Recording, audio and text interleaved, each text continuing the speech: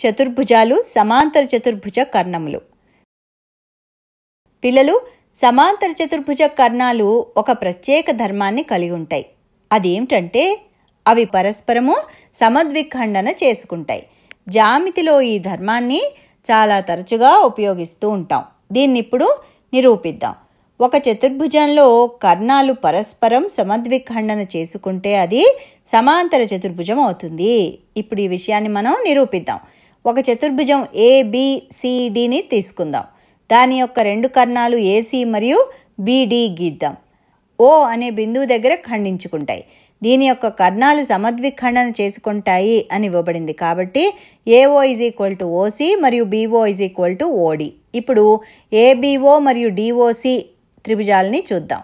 AO = OC మరియు BO = OD దత్తాంశంలో ఇవ్వబడింది.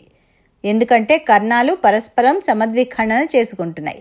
Angle BOA = angle COD. ఇవి శీర్షాభిముఖ కోణాలు. కాబట్టి భూకోభూ నియమం అంటే భుజము కోణము భుజము నియమం ప్రకారం త్రిభుజము ABO మరియు త్రిభుజము DOCలు సర్వసమానము.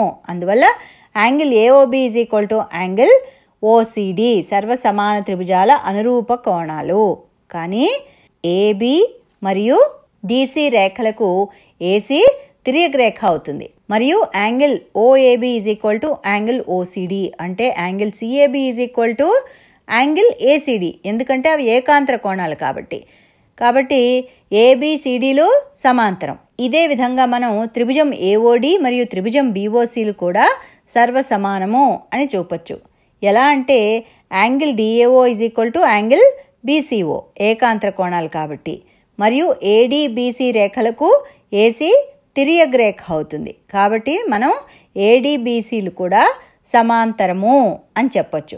చతుర్భుజం యొక్క రెండు జతల అభిముఖ భుజాలు సమాంతరం కాబట్టి ఇది సమాంతర చతుర్భుజం అవుతుంది. అందువల్ల మనం ఒక చతుర్భుజం యొక్క కర్ణాలు పరస్పరము సమద్విఖండన చేసుకుంటే అది సమాంతర చతుర్భుజము అని చెప్పొచ్చు.